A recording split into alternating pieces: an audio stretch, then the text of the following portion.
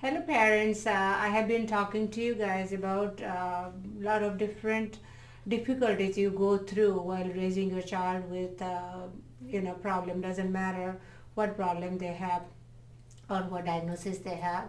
Mostly what I notice, it's a big factor about children learning the toileting skills.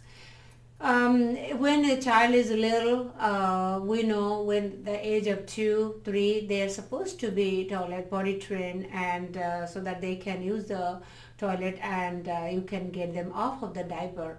But the thing is, most of the time that doesn't happen, and it is much more easier when they are littler because you have a pretty good idea that they have their to have a bladder or bowel control, particularly with the bladder control, that in every 2 hours if you are taking them, then the chances of success is much more there.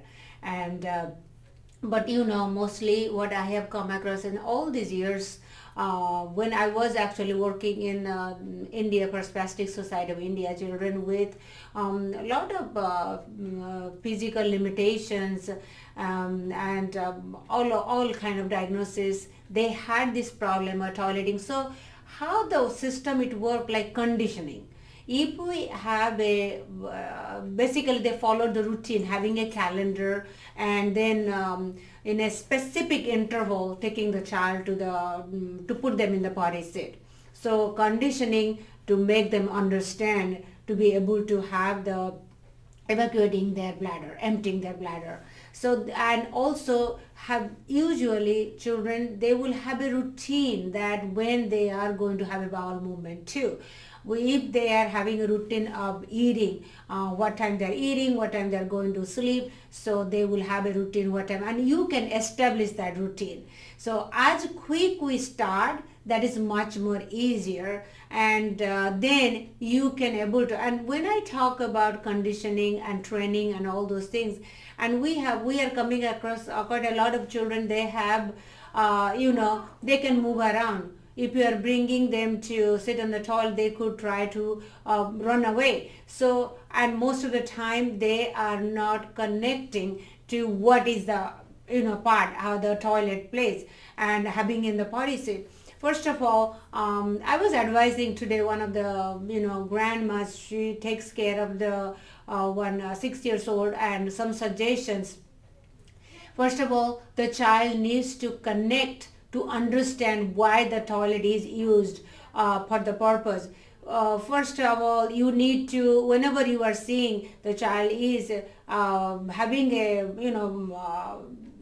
just being, then you need to mention what is going on. And not only that, whenever you have a potty seat there, in the bathroom near the toilet, you need to be able to first, if you use the toilet, the same time, depending on whether male child or female child, you can, if the child is little, male female will not matter. As they get older, if a male child, always I recommend the dad or the male person who is in the family, the child needs to observe when they are using the bathroom. So that way the child tries to copy and see what is going on. And then on top of that, if a female child, then we are putting the potty seat right there in the bathroom, right there, and while you are using the bathroom, and mentioning to the child that, okay, I am going to use the bathroom, I'm going potty, I'm going pee, you do it too. So by doing that, we are conditioning again and again. But just think about it, you can do that every 2 hours or 3 hours when the child is 2 or 3 years old. As we go further, I come across a challenge like a little girl. I say she's going to be almost 6 years old. That becomes a big challenge right there, because the child's bladder control has gone more farther. You cannot, because when grandma is doing, she was mentioning, she tries to take the child every 2 hours, 1 hour, but barely with any success. Because the child actually, first of all, need to associate about the toilet, which I gave the idea to grandma. She was like, oh my gosh, that's amazing. Okay, fantastic. And then secondly, I said, you need to make a calendar. You need to, first of all, I know she is still in a diaper. We need to first of all figure out how many hours she is able to stay dry. Once we figure out that, that becomes much more easier. And then, first of all, I am going to tell you parents, you need to figure out that what is the child's routine, how many hours the child is able to, if the child is older, because it's very hard to figure out that every 2 hours you take, the child is not ready. It's just kind of frustrating. So we need to, first of all, this is the first task I am going to give you parents. You are going to figure out, make a calendar, how many hours the child is able to stay dry. What happened when I mentioned this to the parent and the dad was concerned, they said, we were very concerned because when the child, we did not see her having the first, peeing for 8 hours, we were like, is she dehydrated? I said, no, actually, because she has been drinking, but she has that power because she's going to be almost 6 years old. So her bladder is much more mature. So she's able to control much more longer. So when she is able to control much more longer, so if you are taking the child more frequently, that's not going to be effective. We'll have more failure. So how we can make it more successful? First of all, you make a calendar. Doesn't matter how old your child is. Once you make a calendar, you establish when the child is having bowel movement.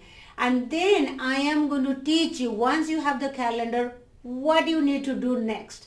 How we talk to our child, what we do has a big role in how we are going to be successful in toileting.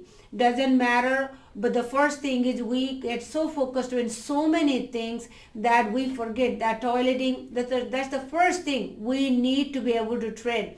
Because I mentioned to you guys about in my past video how you can make eye contact and how you can improve the child's response.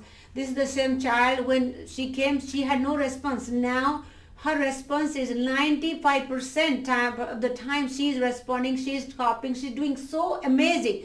But her toileting skill is still lacking because she is much more older. Parents are struggling what they're going to do, even grandma.